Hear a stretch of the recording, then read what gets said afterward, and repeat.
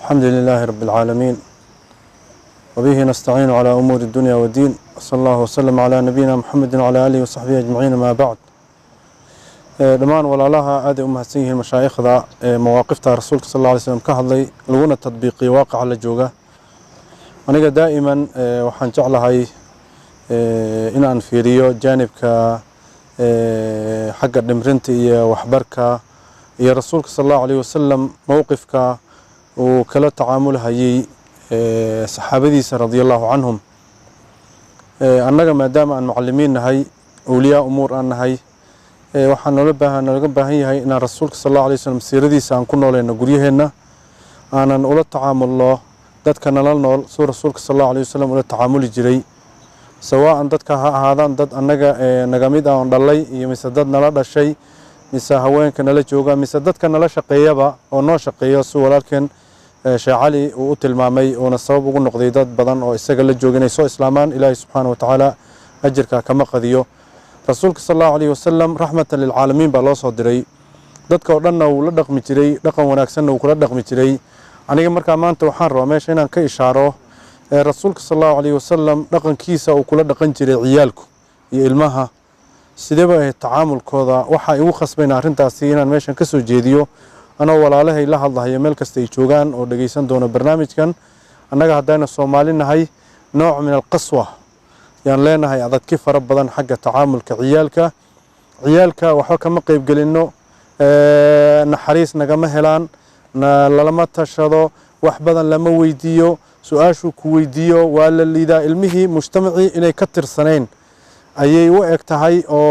ولا عيرينيا لما قيب جليو محوها نولش لما قيب جليو المهن أنجو إنه ضلي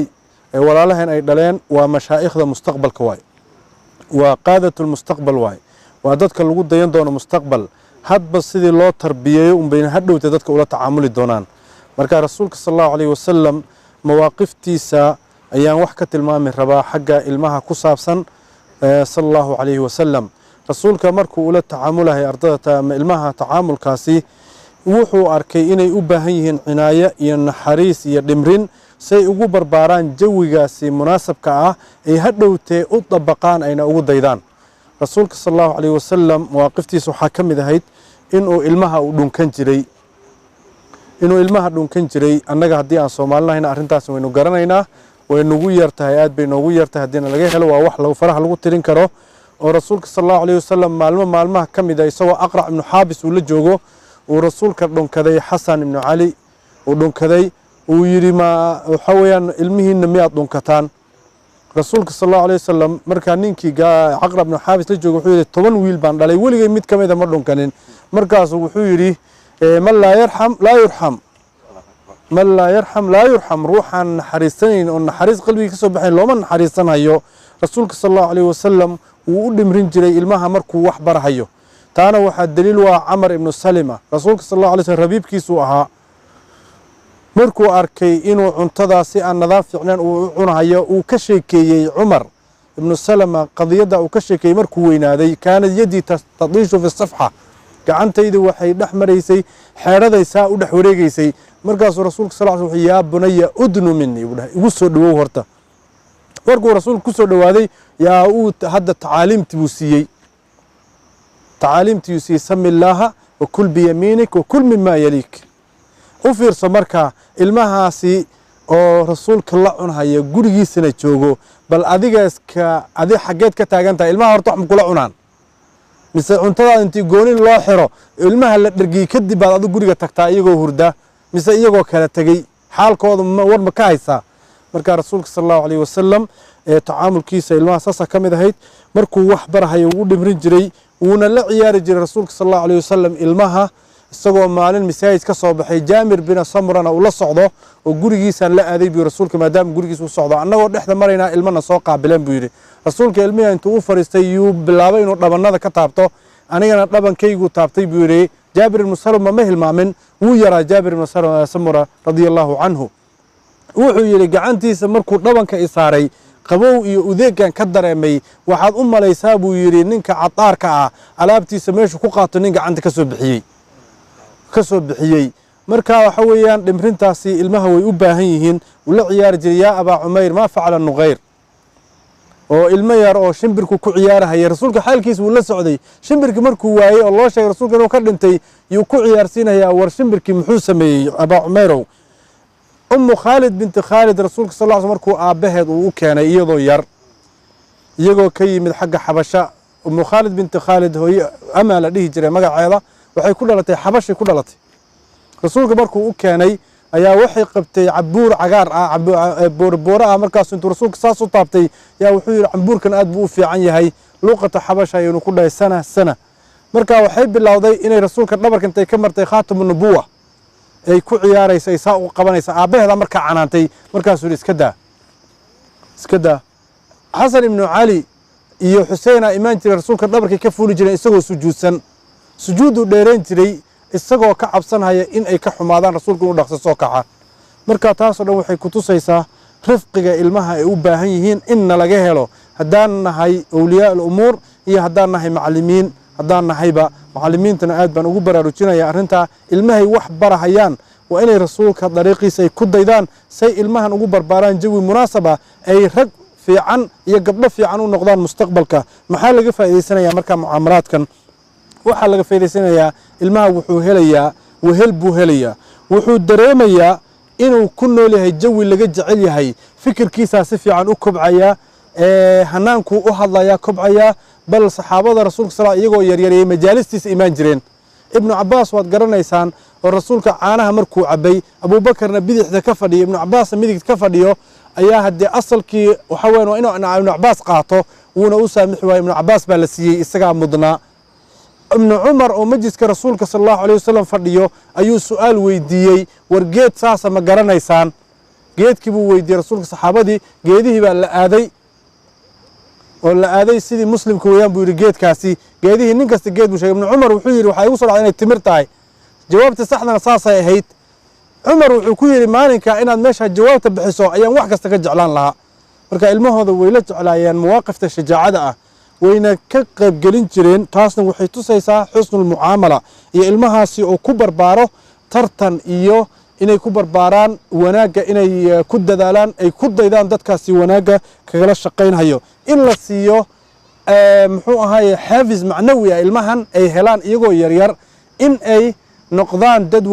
sidii dadka waaweyn ay u dhaqmaan ay ku daydaan mustaqbalkana ay hogaamiye fiican u noqdaan iyo culimo fiican u soo baxaan laakiin sidan qaswadan iyo meelihii wax lagu baranhay tacaamulkaasi xun lagala tacaamulhayo iyo dhibkaasi waxa weeyaan ilmo dhib badan unbaa soo baxaya hadhowtana wax dadkan culummada hadda fadhiyo bedelo way yaraanayaan marka waxa weeyaan dardaarankan bixinayo waxa weeyaan ilmaha lagu abuuro thiqa fi nafsi hana lagu abuuro muxuu ahaaye mucaamalo fiican say ugula dhaqmi lahayn dadka mustaqbalka majaalisteena hanala qayb galaan wax aynu la cunno ayn aadaabta baro sidaasi ayayna ilmahani ku korayaan ayna ugu weynaanayaan ayna u noqonayaan dad hadhowte waxbarkooda iyo hogaaminimadooda ay fiicnaato sidaasi ayaan ugu boorinayaa dhammaan inay kula tacaamulaan ilmahooda meel kasta ay joogaan walaalaha iyo awliyaa alumuur iyo macallimiinta wabillahi towfiiq wasala allahu wasalama calaa nabiyina moxamed wacala alihi wasaxbi wasalam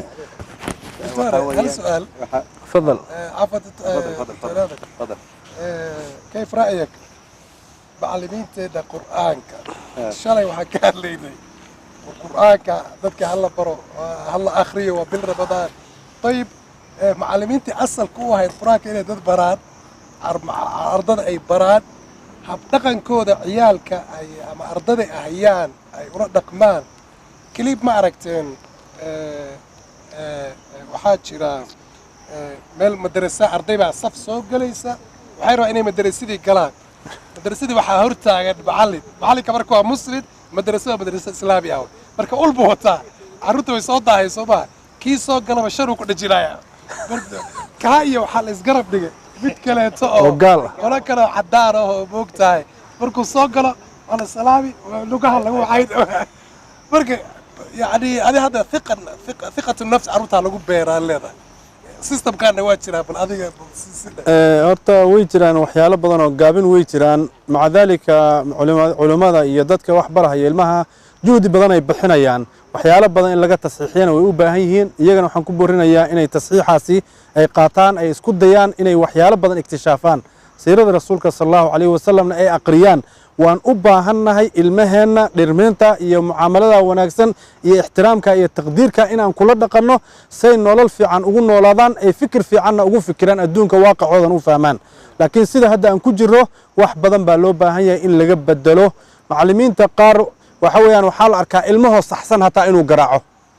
ilmahoo saxsan inuu garaaco la arkaa uu macallinka hataa ka saxsan yahay waxaa la ii sheegay macallin ilmo ku garaacayo aayad ووصينا الإنسان بوالديه حملته أمه كرها ووضعته يليهي المين وحليه ووضعته كرها معلن كانوا وحليه ما ووضعته ده بليهي وأما من بخل واستغنى وكذب بالحسنى صمها معلن كانوا حكو قراعة يا علمه وكذب ده المين وحليه وكذب بالحسنى مرقا حويا وحيا رب بس كجرا لكن ماشن إن أنت معلمين تبعها شيء أنا سامع كمجتمعنا الصومالي يكون بضطة قرقي بكتشتا معلم كبير كتشتا عليه شغالها يرجع ما هو إنه سياد وإنكار والله الرحمن يعني مساجد دي وما هي قصوى كتشتو شغالي مساجد حتى هو أكيد مرة خارج قصوى موجودة هاي لقن كصومالية كبر هكذا ما والله ودقن لفها وجه والله أركرها لأن عنق يا شيخ عبد الحليم جزاك الله خير وسؤال مهم عنق يوروب جوجا يعني حتى مسلم كأهين وحلقوا تربية يعني شخصية وعنق يعني سؤال بكويدين وحاربتوك مقتك على هاللي مقت وحوجا وحكجرت نوع شجاعة بدل ما عنقنا يركى مسلم كأمام معلنك وصلما هاللي كريم وكبقايو معلق زوز تاجا وقت وش هيك صور رئيسه وباركت وكبشاكي شيء runtii doctor cabdilcasiis mawduucan aad ka dhawaajisay ama aad noo bilaamisay waa mawduuc aad muhiim u ah siirada nabigeena sala allahu alayhi wa sallam meelo aad u badan ayaa tacaamulkaas qiimaha badan oo raaqiga ah oo mararka qaar is leedahay ma dhici karta saas inuu nabigeena sameeyo sal allahu alayhi wa sallam ayaa ay ku cadday siirada nabigeena waxaa ka mid ah nabigeena sala allahu alayhi wa sallam wiil baa u yimid saxaabaduna la wada taagay oo la wada fadhiya markaasaa bikulli jur'a wuxuu yidhi iidan lii fi zina nabi allow waa wiil yar tabargal horaad kamaa naquul naxnu muraahiq in saxa tacbiir iidan lii fi zina nabi allow zina iidin waad garan kartaan marka xaaladaas waa xaalad aad u culus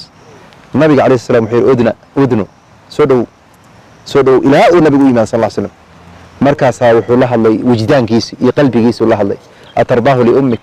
atardaahu liukhtik ilaa markii dambe muxuu ahaa uu intuu saa ugu dharbaaxaa qalbiga uu yidhaahdo ilaahayow muxuu ahaa farjigiisa marka nabigeena sal alla alay wasalam gurigiisa gabdho yaraa muxuu durbaan ku tumanaya yaryar markaasaa wuxuu abubakar intuu yimaada ayuu markaasuu dachuma marka dhaqankaas rifqiga ah waa dhaqanka nabigeena sala allahu alayhi wasalam annagana aan runtii inaan iltizaamna aan u baahannahay nasal an yuwaffiqna wa iyaakum